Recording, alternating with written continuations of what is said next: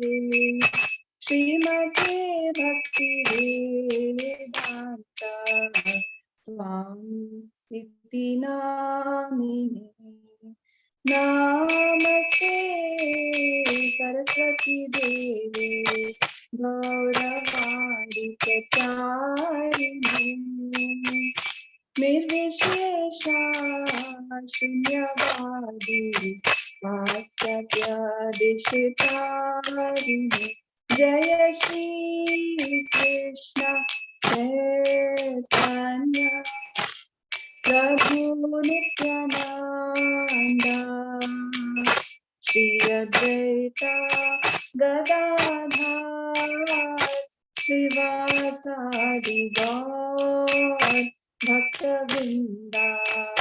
Jai Shri Krishna Chaitanya Prabhu Nityanand Shri Advaita Gadadhar श्रीवासादि Gaur भक्तवृंदा।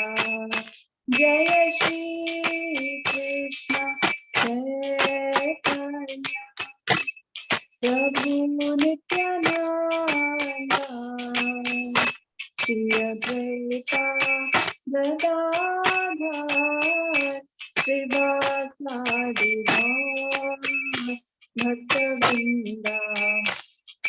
Hare Krishna Krishna Krishna Hare Hare Hare Ram Ram Ram Hare Hare Hare Krishna Krishna Krishna Hare Hare Hare Ram Ram Ram Hare Hare Hare Krishna Krishna Krishna Hare Hare Hare Ram Ram Ram Hare Hare Hare Krishna Krishna Krishna Hare Hare Hare Ram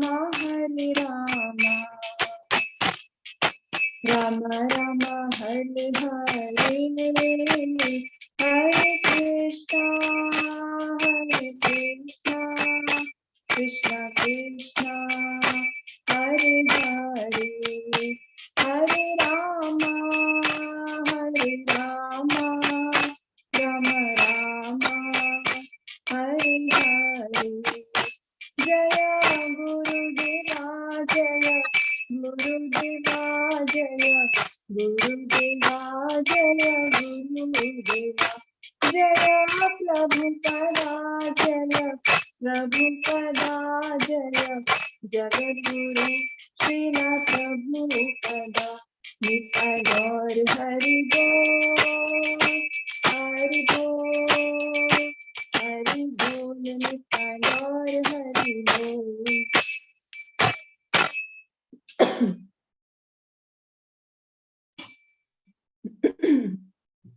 So Hare Krishna, Dhanvatranam dear devotees. Thank you so much for joining today to continue our reading of this very beautiful scripture, Sri Brahma Samhita. So we are nearing the end of the verses that we have, and till now, what we have read is Lord Brahma offering very beautiful prayers to Lord Krishna, and now there is going to be a change in the scene, so to speak, because Lord Krishna is going to start speaking now. Brahmaji, as we have heard, has offered very beautiful prayers. He has glorified Lord Krishna's name, form, qualities, pastimes, his abode. Very beautifully, he has described all these things. And, not just the position of Lord Krishna, but also he has mentioned about the other great personalities like Lord Shiva, Mother Durga, then his position, Vishnuji's position. All these things have been mentioned by Brahmaji, and it's very beautifully depicted, very nicely. He has very beautiful words. He has talked about all these things. Now, hearing his prayers, Lord Krishna is very happy, and he is going to now reply to Brahmaji.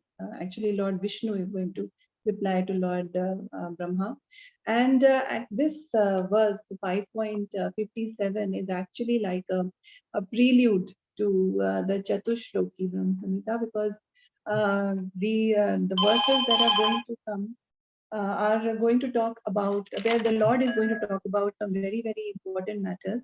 So that is all going to come. Actually, not Chatushloki, I beg your pardon. It's Panchashloki, 5 shlokas there where the Lord will tell the essence. So very important shlokas are coming, and this is just a prelude to that. So as we read this shloka, this is where Lord Vishnu is replying to Lord Brahma. And after reading this shloka and the following purport, we'll first try to understand the purport, and then we'll go to the same the same setting in Srimad Bhagavatam where Brahmaji was offering prayers to Lord Vishnu, and then Lord Vishnu replies. And we'll see what conversation goes on between the Lord and Brahmaji there, because those shlokas are also very important. And this entire interaction between Brahmaji and Lord Vishnu has a lot of lessons for us to learn. So we'll try to go through those lessons as well. Okay. So first, let us read Sri Brahma Samhita 5.57. Would someone like to read? Any devotees want to read? Yeah, Bhuvna Devi Mataji. Mataji, you want to read? Mataji, just can you start with the tune? I forgot, sorry. Yes, ma'am.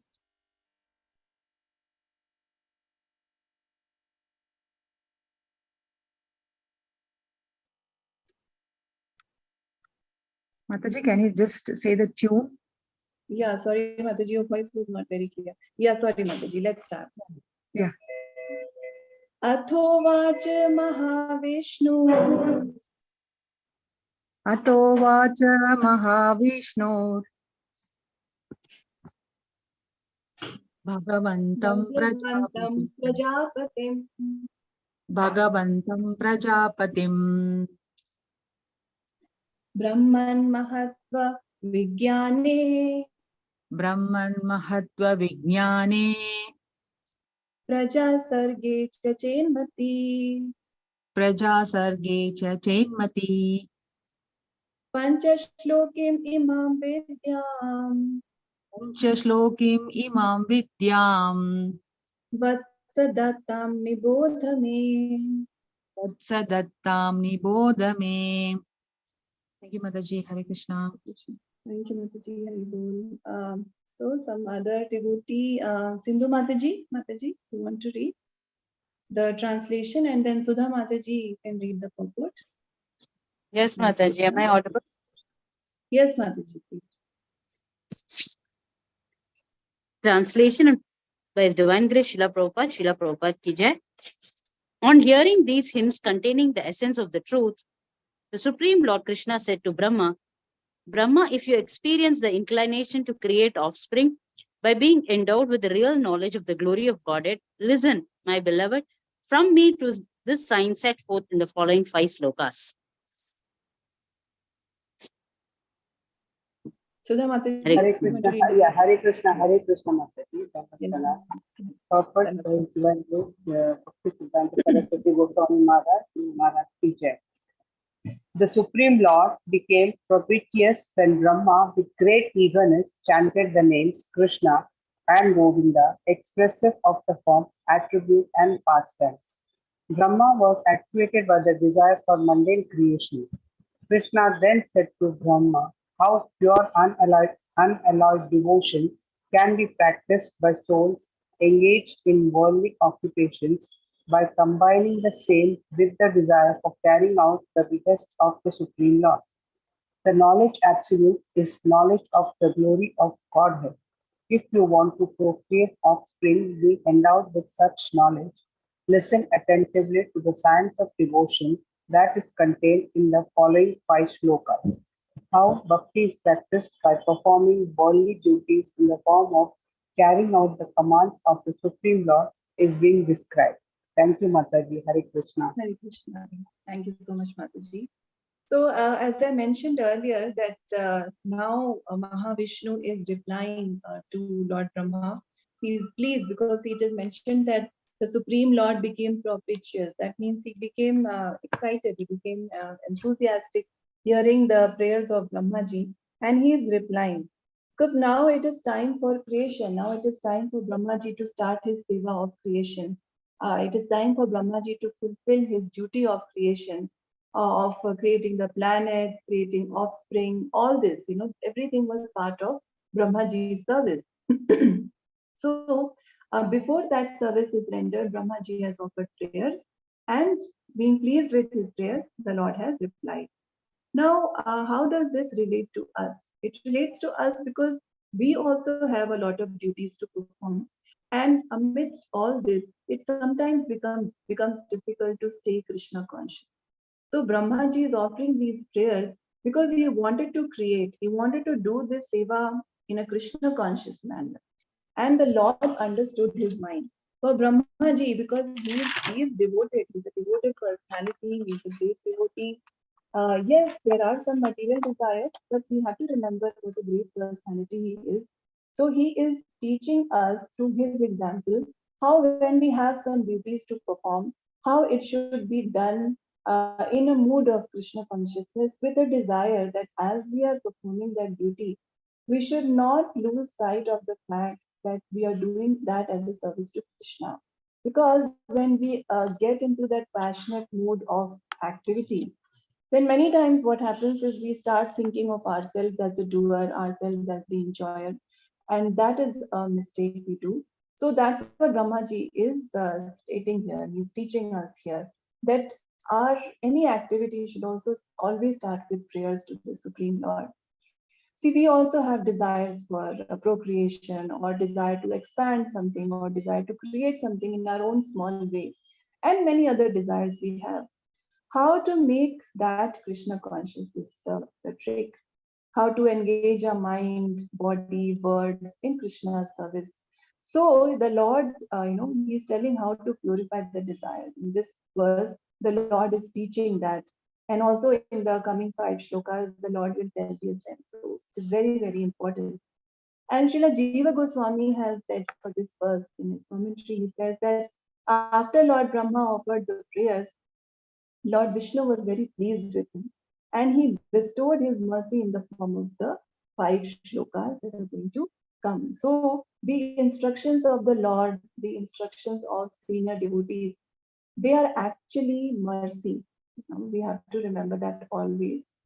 We should never think that it is a burden, or if we get any seva, then it is a burden for us.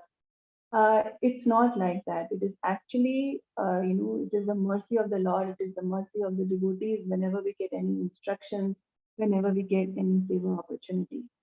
Now, looking at the purport, we mentioned that propitious means that propitious means enthusiastic. So the Lord is pleased.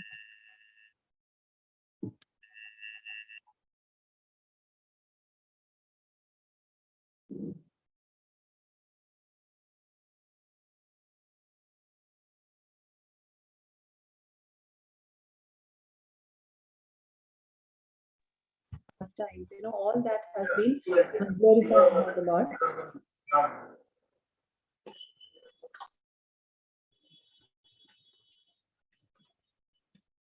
Now, Brahma, this line that Brahma was actuated by the desire for mundane creation. This line is very, very significant, because this means that Brahmaji had some material desires. This we have read in the earlier verses also, right? That what was the difference between the other personalities like Lord Shiva or Durga Ji or and Brahma. So the difference was that Brahmaji had some material desires, and that is why he was still in the material world. So that's why he took birth in the material world, because he had the desire to lord over. Now this line actually means that he's pious, he's a devotee, but the desire to lord it over, lord over is still there. That is the meaning of this line. Brahma was actuated by the desire for mundane creation. And that is true for most living beings, that there is the desire to lord over, there is the desire to enjoy. Then in the line that is mentioned, that Krishna then said to Brahma. So what the Lord says to Brahma is very, very important, because how can we actually dovetail our activities in Krishna's service? That is very, very important. So what is the Lord saying? Krishna then said to Brahma, how pure unalloyed devotion can be practiced by souls engaged in worldly occupations by combining the same with the desire for carrying out the behest of the Supreme Lord. So this line basically means that Lord Krishna is going to tell that how our worldly occupations and our service to the Supreme Lord, carrying out the instructions of the Supreme Lord, can actually be combined. It doesn't necessarily have to be, something totally different. We don't have to think that it is totally different worlds. Our bhakti life and our material life, they are totally different, completely different. There is no way to combine them, and that is why many times we have two faces. When we go to the temple, when we are with devotees, we are one person, and then when we are at home doing all other work, we are a different person altogether. But actually, our attempt should be to combine these two lives, to maintain a very wonderful balance between these two. And that is possible through the guidance of devotees, that is possible through the instructions. Is giving these instructions in his beautiful purpose. Srila Thakur is giving us these instructions. So through following that, through guidance of superiors, we can try to do that. And we have to understand one very important point, that everything that has been given to us, everything that we are able to do, it is all by the Lord's mercy. The family that we have, or the job that we have, the house that we are living in, or the education that we have, it is all by the Lord's mercy.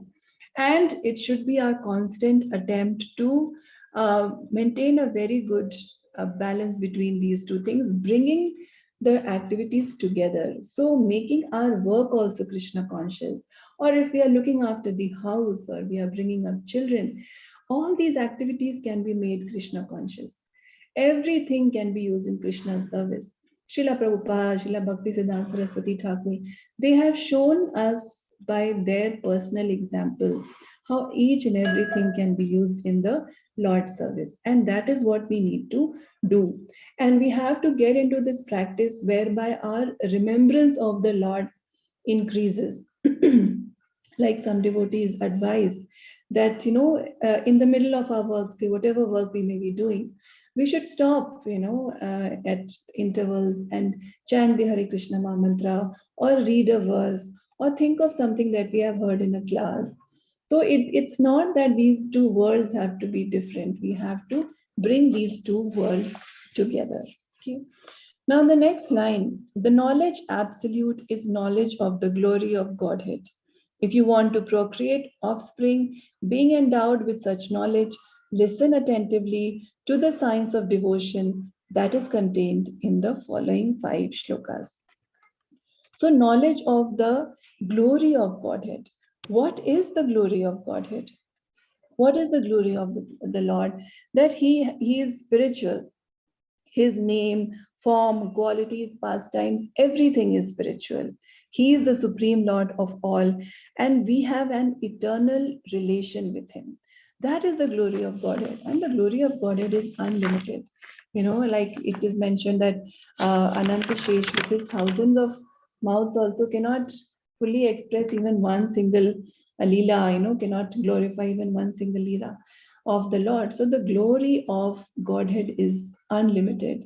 And the Lord is saying that if you want to procreate offspring, being endowed with such knowledge, Listen attentively to the science of devotion that is contained in the following 5 shlokas.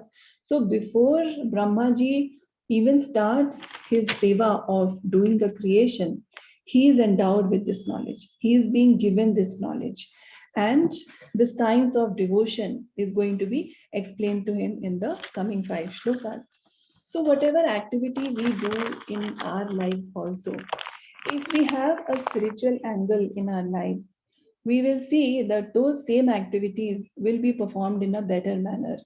Sometimes people have this misconception that if we get into spirituality, then our productivity in our materialistic activities will go down. But the opposite is actually true.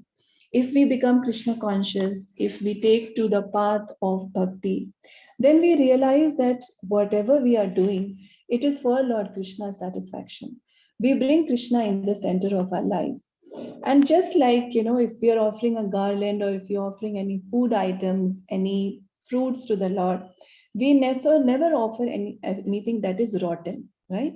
We always offer everything that is fresh and clean and nice to the Lord. So in the same way, when we are offering our work to Lord Krishna, we will work even harder, because now we have removed ourselves from the center. We have removed our enjoyment from the center, and we have put Krishna's enjoyment there.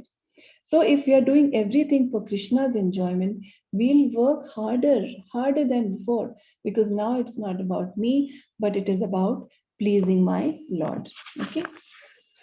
Now this interaction between Lord Brahma and Lord Krishna, Lord Vishnu, this comes in Bhagavatam also, where Brahmaji offers prayers and then the Lord is pleased. And then Brahmaji asks there that how can I be saved while doing creation? See, that is something so important. Brahmaji is teaching us, this is the lesson for us, that when he is doing creation, there is the possibility that he may start thinking that I am actually the primary creator. Everything is happening by my powers. So Brahmaji there in Bhagavatam, he offers these prayers that what if I become bewildered that I am the supreme? What if I start thinking like this? What if I have this misconception that I am the supreme? That, and that did happen at the time of Brahma Vimohan Leela, but about that we'll read later. But at this juncture, initially Brahmaji is asking for protection from Maya, because it is through Krishna's Maya only that we start thinking that we are the Lord of all we survey. We forget about Krishna, we remove Krishna from the picture, and we make it all about ourselves. So Brahmaji is asking for protection from Maya. So that is very instructive for all of us. We have to remember always by whose Shakti we are able to do anything in our lives, by whose Shakti we are able to do even our devotional service. Once what happened is a devotee asked Prabhupada in a lecture that, Prabhupada, can you be overcome by Maya? Can you fall into Maya? And Prabhupada said no. And then they saw that after the lecture, Prabhupada, near the altar, Prabhupada was offering some prayers. So then one devotee asked that, Prabhupada, you can never be affected by Maya. So what are you then praying for? And Prabhupada said that I am praying that I should never get affected by Maya. That is why I'll never get affected by Maya. So as Brahmaji is such a great personality, right? He is teaching us that we should be afraid of Maya. We should never think that, okay, now we have started chanting, now we have started attending classes, we are in the we are on the path back to Godhead, so Maya cannot affect me. Krishna's Maya is very strong. There are so many different ways in which Maya can attack us. So we should be very, very careful, and we should be very prayerful, and we should offer this prayer and beg, mercy from the Lord that he should protect us from his Maya. That, oh my Lord, through your mercy, may I never fall into the trap of Maya. May I never stop chanting your name. May I never leave this wonderful mission. That should be our prayerful mood. So as we're talking about the section from Srimad Bhagavatam, let's read a few verses that are talking about this prayer of Brahmaji and the Lord's reply to Brahmaji. And the first shloka is from Canto 2, Chapter 9. This is shloka number 4, where it is mentioned that, O King, the personality of Godhead, being very much pleased with Lord Brahma because of his non-deceptive penance in Bhakti Yoga, presented his eternal and transcendental form before Brahma, and that is the objective goal for purifying the conditioned soul. So here it is mentioned that when Brahmaji offered the prayers, Lord Vishnu was pleased by Brahmaji's prayers because he was doing Bhakti Yoga, he was doing penance in a non-deceptive way. He was doing it with a pure heart for the pleasure of the Lord. And therefore, the Lord presented his eternal and transcendental form before Brahma.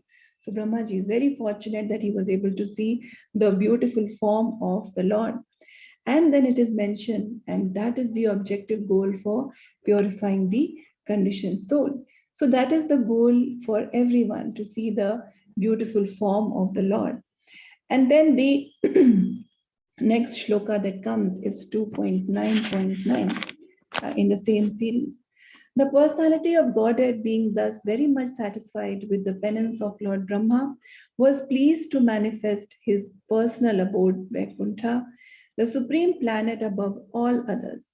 This transcendental abode of the Lord is adored by all self-realized persons, freed from all kinds of miseries and fear of illusory existence. So, this penance of Lord Brahma, it satisfied the Lord. He was pleased. And so he manifested his abode, Vaikuntha, in front of Brahmaji. So another lesson here is that the attainment of bhakti, attainment of the abode of the Lord is not up to us. We cannot think that through our sadhana, through my Shakti, through my power of devotion, I am going to attain the Lord. That is never possible. The Lord is never sadhana siddha, He is kripa siddha. What is in our hands is offering our sincere service to the Lord. That is what we can do. If that sincerity pleases the Lord, then He bestows His mercy. He manifests His form before us. It is not through our ability. This transcendental abode of the Lord is adored by all self-realized persons, freed from all kinds of miseries and fear of illusory existence.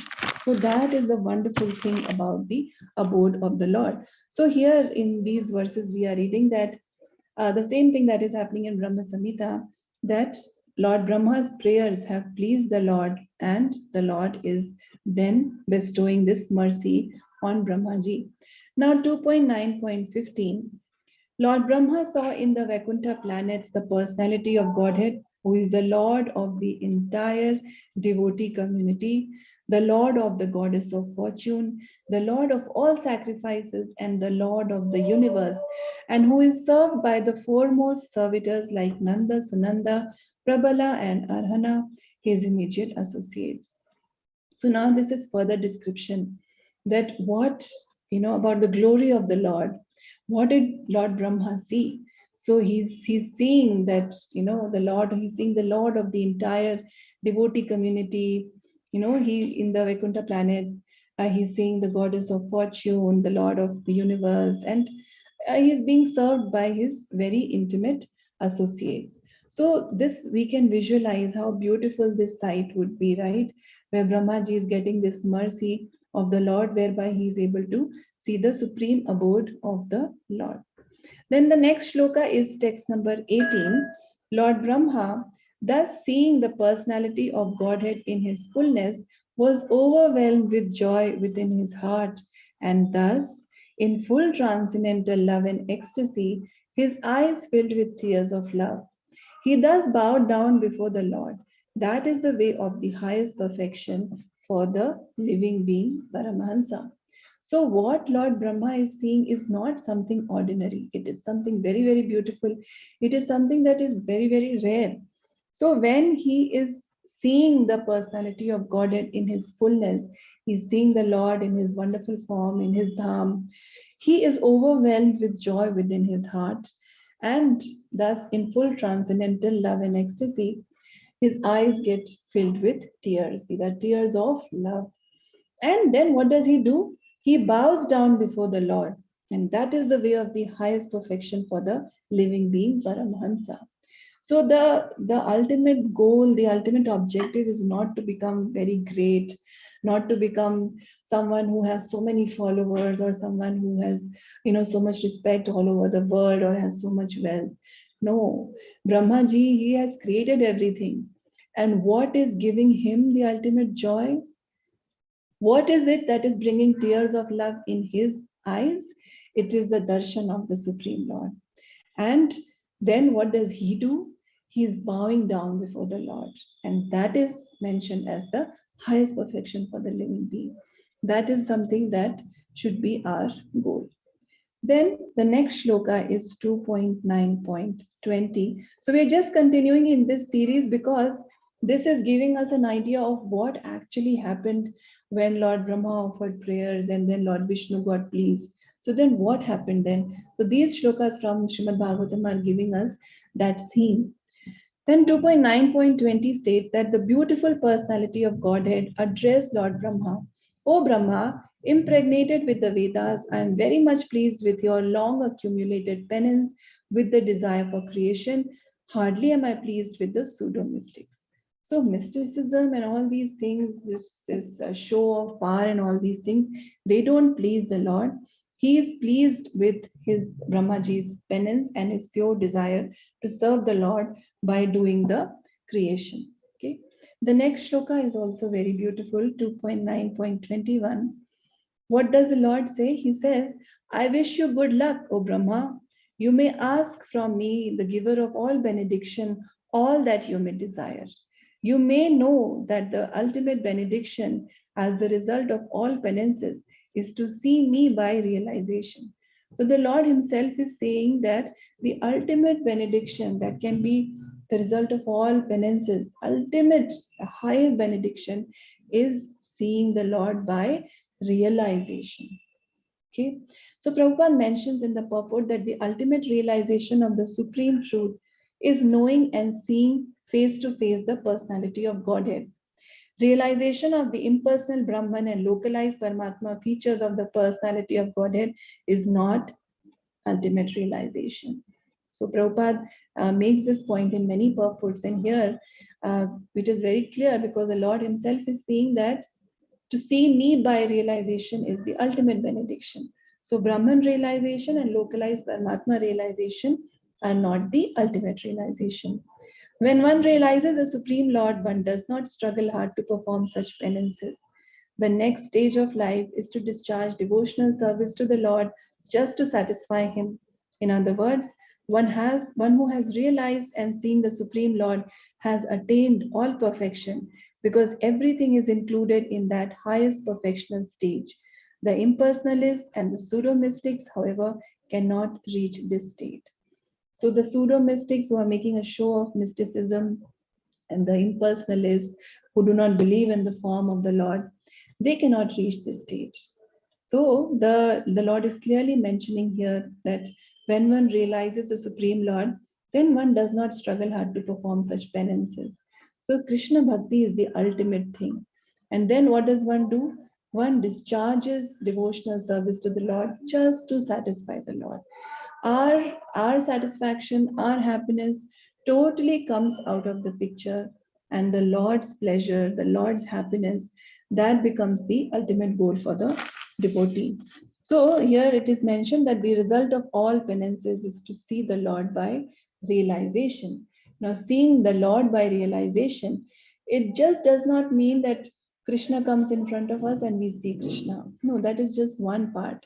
But seeing Krishna by realization, seeing God by realization means seeing the Lord everywhere and seeing everything in the Lord, seeing his plans, even when things are adverse, having this belief that this is Krishna's mercy, something good will come out of it. If this is the Lord's plan, then I have to accept this plan. seeing Krishna everywhere, not get dejected when things are not going according to our plans.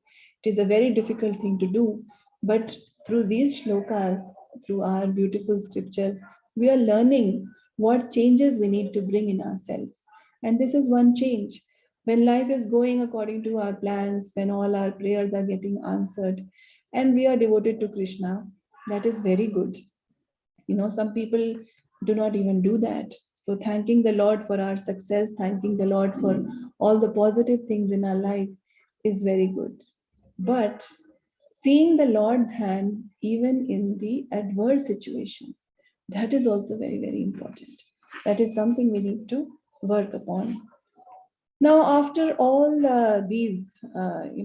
this section of second chapter, ninth chapter of the second canto, in Bhagavatam, the Chatushloki Bhagavatam comes after this. But even with all that knowledge, Brahmaji did get bewildered, right? So after these shlokas 2.9, 33, 34, 35, and 36. These are actually the Chatushloki Bhagavatam. Those shlokas come up. And that is condensed knowledge provided by the Lord, right? But even after hearing all that, Brahmaji did get bewildered. So that explains the power of Krishna's Maya. That again brings us to the point that we should never become complacent in our devotional service. Now, the other important shloka in the second canto, 9th chapter is 29. So these shlokas, 29, 30, 31, and 32, these are just before the Chatushloki starts, 33 to 36. So what happens in these shlokas? Let us try to read. Please tell me so that I may be taught in the matter by the instruction of the personality of Godhead and may thus act instrumentally to generate living entities without being conditioned by such activities. So here Brahmaji is praying. He's saying that he does not want to become a speculator dependent on the strength of his personal knowledge and conditioned to material bondage. So Brahmaji is praying to become an instrument of the Lord. So this is very important. The devotee always considers, himself or herself to be an instrument in the hand of the Lord, simply a servant of Guru to satisfy the Lord. So Prabhupada mentions here in the purport, a conditioned soul is instrumental in the hands of the external energy, Gunamayi Maya, or the illusionary energy of the Lord. And in the liberated stage, the living entity is instrumental to the will of the personality of Godhead directly. To be instrumental to the direct will of the Lord is the natural constitutional position of the living entity, whereas to be an instrument in the hands of the illusory energy of the Lord is material bondage for the living entity. So Prabhupada here clearly mentions that what is our actual position? Our actual position is not to be an instrument in the hands of Maya. We are being tossed everywhere by Maya Shakti that is happening, but we have to remember that this is not actually our natural position. What is our natural position is to be an instrument in the hands of Krishna, to act according to the will of the Lord, to act in such a way that the Lord is pleased. That is actually our natural position. So Brahmaji is praying that, please, so that I may be taught in the matter by the instruction and I may thus act instrumentally. He is going to do his seva, but he wants to do that seva as an instrument in the hands of the Lord. The next shloka 30, Brahmaji prays that, "O my Lord, the unborn, you have shaken hands with me just as a friend does with a friend, as if equal in position. I shall be engaged in the creation of different types of living entities, and I shall be occupied in your service. I shall have no perturbation, but I pray that all this may not give rise to pride as if I were the supreme." See, Brahmaji is praying for something so important. When we do some small activity in the world, we always want to take Many of us, most of us want to take credit for that, right? Even if it's a very, very small activity and somebody doesn't give us credit, we feel very offended, speaking about myself. But what is Brahmaji saying? He is going to do such an important task, right? Direct instruction of the Lord is going to do the creation of different types of living entities of the whole material creation. But he does not want that this should give rise to pride, thinking that he is the supreme. So Brahmaji is very clear that he is afraid of Maya. And what is Maya? Thinking that I can enjoy separately from Krishna, thinking that I'm anything apart from Krishna. What are we? If Krishna is not there, then what are we? What is our existence? We are 1/10,000th the tip of the hair. That is what we are. So if Krishna's mercy is not there, then what are we? So we have to remember that we are made of the mercy of the Lord and the devotees. So Brahmaji is saying that I should not get into pride. These things should not bring pride in me. That is very, very important lesson that he's teaching us. Whenever we are doing any activity, whether it is a devotional activity or it is a material activity, we always have to remember that all these things are possible by the mercy of the Lord. Then hearing these prayers, what does Lord Krishna say? Lord Vishnu say in the Bhagavatam? The personality of Godhead said, knowledge about me as described in the scriptures is very confidential and it has to be realized in conjunction with devotional service. The necessary paraphernalia for that process is being explained by me. You may take it up carefully. So the Lord himself is saying that matters about him, details about the Lord, they're very confidential. But when one is engaged in devotional service, then that can be realized. So in the next shloka, let's read the next shloka also, 2:9:32. Here the Lord says, all of me, namely my actual eternal form and my transcendental existence, color, qualities, and activities, let all be awakened within you by factual realization out of my causeless mercy. So, here again, all this realization by the Lord can only be awakened by the causeless mercy of the Lord.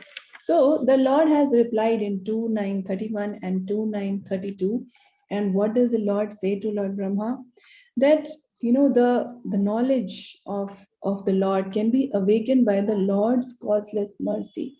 Krishna's mercy is the key.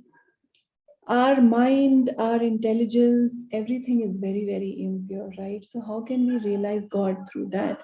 But when the Lord is pleased, then one can understand him by the Lord's mercy.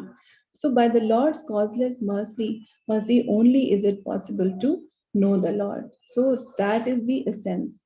We have to see Krishna's hand in every situation. Whatever we are able to do, we have to remember it is only by Krishna's mercy, it is only by Guru's mercy. See, there are so many instances we may have experienced in our lives when, for example, if we are doing something on stage, public speaking or something like that, and suddenly the mind becomes blank, right? Or say, for example, all these this has happened with me many times when these prayers, that we are singing, our artis that we sing, Gaur Arti or Guru Arti, Guru Vandana, we sing it every day and we have memorized. But suddenly, if we are supposed to sing it in front of devotees in the temple hall, if suddenly someone brings the mic, sometimes our mind just becomes blank, right? So how can we say that through our intelligence, our endeavor, we can realize God? No, it is only by the Lord's mercy. Even the ability to render devotional service, to be able to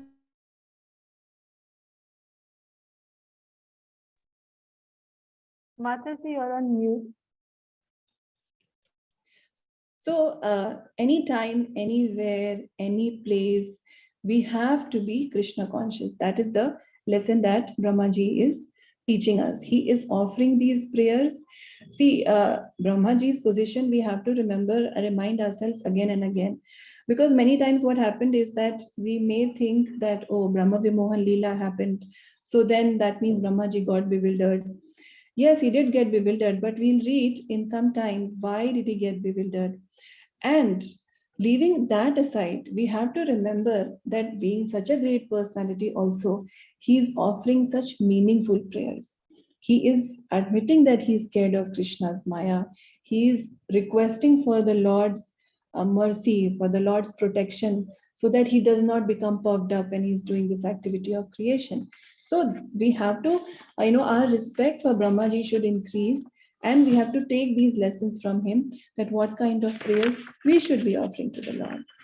Now, the next section, which is also relevant to our current shloka, is in third canto, 3.9.29, where the Supreme Personality of Godhead then said, O Brahma, O depth of Vedic wisdom, be neither depressed nor anxious about the execution of creation. What you are begging from me has already been granted before.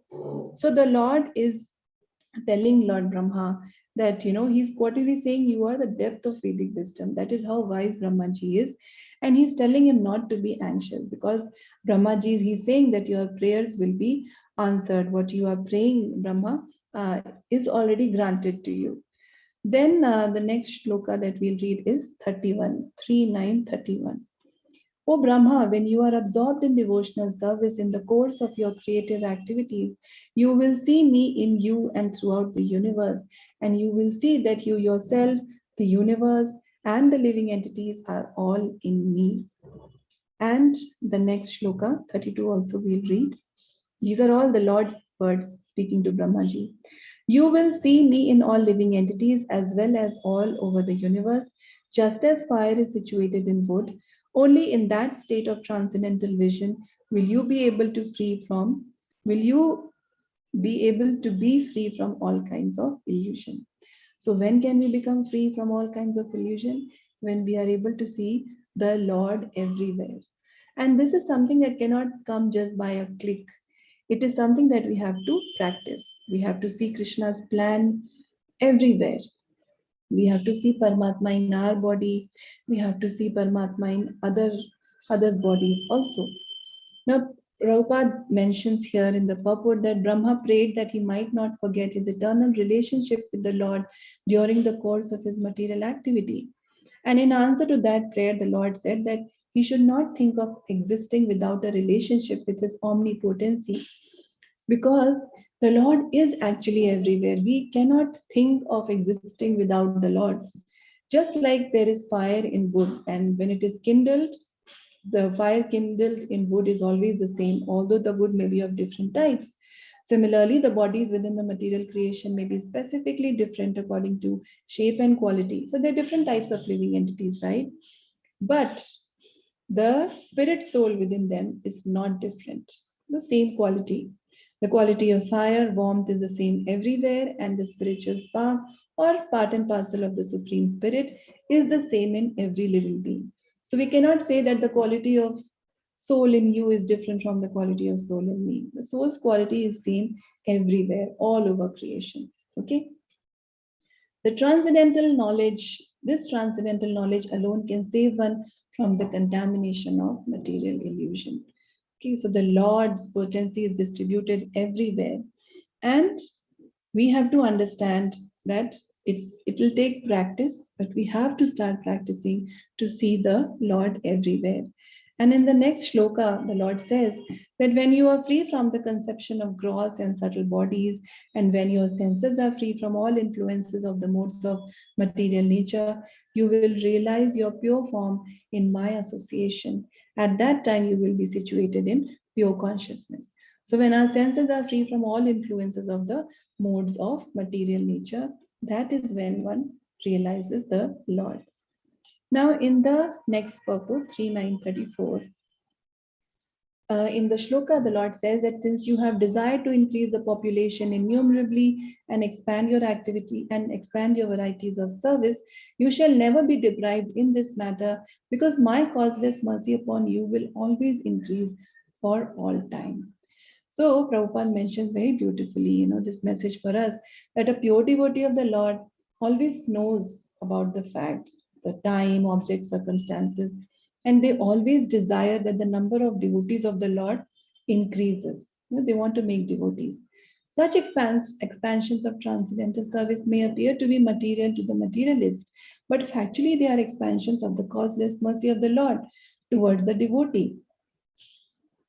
Plans for such activities may appear to be material activities, but they are different in potency, being engaged in the satisfaction of the transcendental senses of the Supreme. So devotees also engage in many activities which may appear to be materialistic on the face of it, but they are spiritual because the inherent desire is not the devotee's own personal satisfaction or happiness, but the satisfaction of Krishna.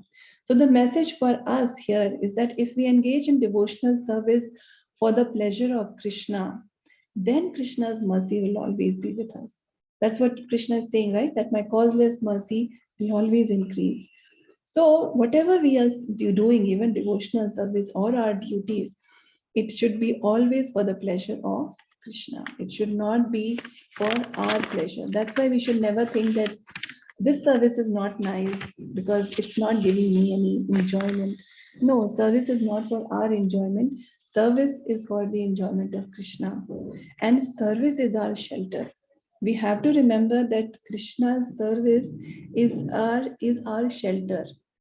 Till the time that we are engaged in service, we have to remember that we are sheltered. The moment we start thinking of it as a burden and we try to get out of service, we'll end up under Maya's shelter, right? So, where do we want to be? We have to consciously decide, do we want to be under Krishna's shelter or under Maya's grasp? So, to be under Krishna's shelter means to be in Krishna's service. 1 second away from Krishna, and we are in Maya's shelter. And that is something that is actually that should actually scare us, because being with Maya, we have taken so many births and suffered so much. So, do we really want to do that, or we now want to make that shift and go into Krishna's shelter?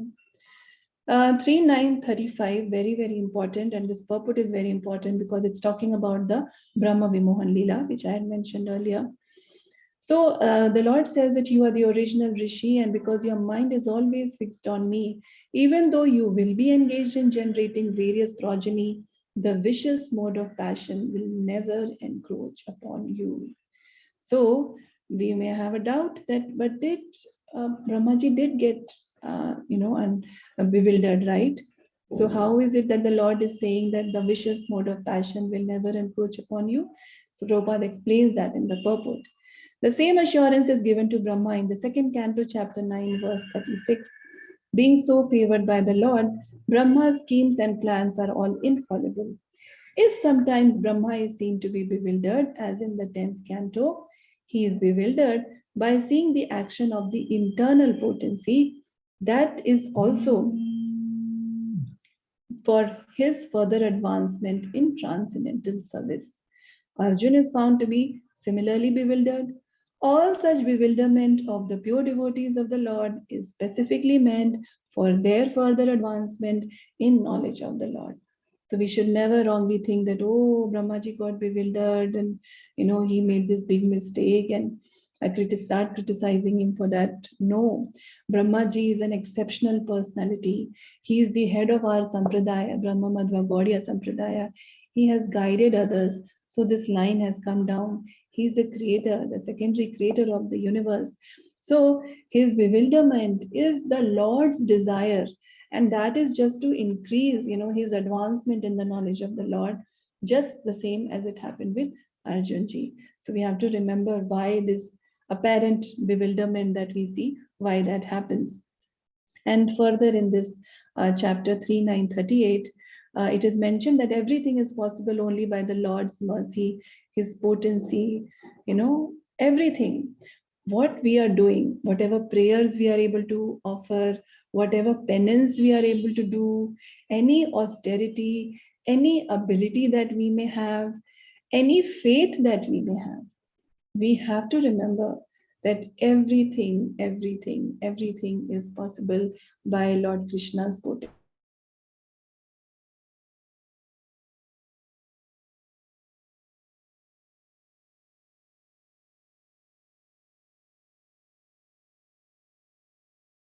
Mataji, we can't hear you.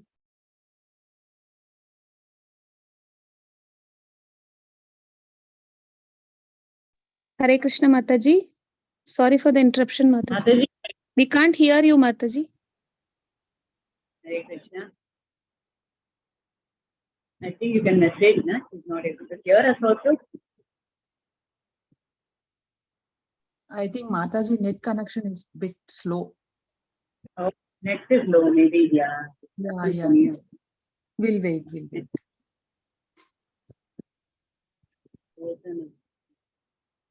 I sent a message. Mataji, we can't hear you, Mataji. Oh, we lost her. She's Yeah. busy. But she's on mute, right? Now, Mataji, is it better? Yeah, we can Yes, hear you now. we can hear Mataji now. Only now we can hear you, Yeah. Mataji. Sorry, actually, because the heavy rains here, the power fluctuation is happening a lot here. Probably that's why. Now it's clear, right? The voice? Yes, Mataji. Yeah. Okay. So, as I mentioned that in our sadhana, in our services, in our execution of devotional service, we should never get puffed up, and we should never step over our seniors, our guru or Vaishnavas, and we should never expect recognition externally. See, whatever we are doing, we have to remember the Lord is recognizing. There is nothing that is staying out of Krishna's sight. Even if it is a very small gesture also, like devotees explain that if you are walking on a road near the temple and somebody comes and asks you the direction to the temple, and you tell them that you just go right and that's where the temple is. Even this small activity is noted by the Lord. So the Lord is always recognizing whatever we are doing. We should never think that he is not seeing it. But the external recognition, where we start thinking that people should honor us, people should take my name and glorify me, that is something that we should never desire. Everything we are able to do is by Guru and Krishna's mercy. And like Brahmaji is teaching us that Maya is very powerful. So we have to be very, very cautious, and we should also pray to get protection from Maya. And how can we get protection? When we are totally under the shelter of Lord Krishna and his devotees. So Brahmaji, he is such a great personality, but he is remaining a humble servant of the Lord, and that is what he is teaching us. So what should we do? After reading these beautiful shlokas, what is the learning for us? We have to learn to pray to Lord Krishna to get mercy. Like Brahmaji is praying to get mercy in these shlokas. And in this today's shloka, we see that how Krishna gave mercy to Lord Brahma in the form of the Panchashloki Brahma Samhita. So, our seniors explained that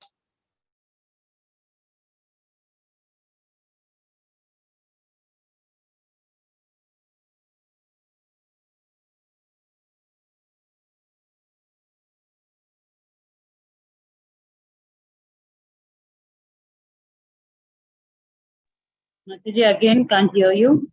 Very bored.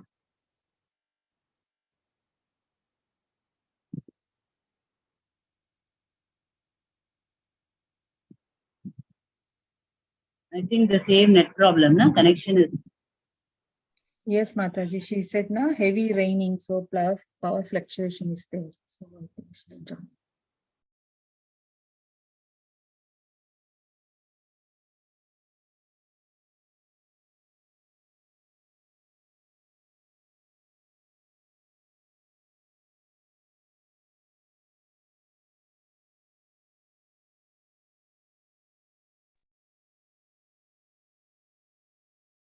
Hare Krishna, sorry, there was a power cut. So the last point that I was making is that Lord Krishna gave mercy, Lord Vishnu gave mercy to Brahmaji in the form of the Panchashloki. The Lord is going to say those 5 shlokas. We have also received similar mercy in the form of Srila Prabhupada's purports, his books. So that great condensed knowledge Prabhupada has given us, that is his mercy. That is why he gave up his night sleep, that he could sit up and translate all these wonderful books, so that we can practice bhakti while living in this material world. So that was Brahmaji's anxiety, right? That how can I do the creation and not get puffed up and not think of myself as the creator? So that means that in activities that we are doing, how can we remain Krishna conscious? How can we ensure that our consciousness remains right? And that is possible through the mercy of our superiors, through Srila Prabhupada's mercy. So we always have to make a conscious effort to stay connected to the parampara. Never ever leave this umbrella of ISKCON. Never ever leave the shelter of the devotees. That is how we will stay protected. There may be difficult times, there may be incidents where we are not able to understand why a few things are happening. There may be difficult times, but we have to remember that we have to stay in the association of devotees and very, very sincerely read Srila Prabhupada's books, like all of you are doing so wonderfully. Okay, so Brahmaji, through his prayers and through the shlokas from Srimad Bhagavatam, through this interaction, we learn that how we should not get puffed up with what we are doing, and it should be a constant prayer that we should not get puffed up. We have to see the Lord's hand everywhere, and then the Lord's mercy is there. Okay. So I'll stop here. If there are any questions or any points of discussion, then we can have that. Hare Krishna.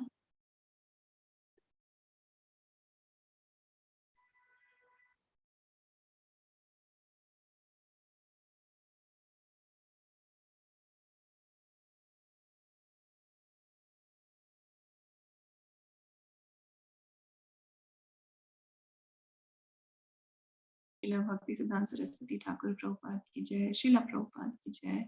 Vancha kalpatrubhyascha kripa sindhubhya cha patitanam pavnebhyo vaishnavibhyo Anant Koti Vaishnavim ki jai, Srila Prabhupada ki jai, Shri Guru Maharaj.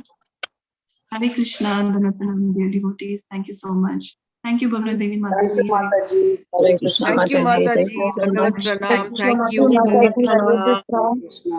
Hare Hare Krishna, Krishna Mataji. Mataji. Hare Hare Krishna. Krishna. With your permission, I'm just ending this meeting.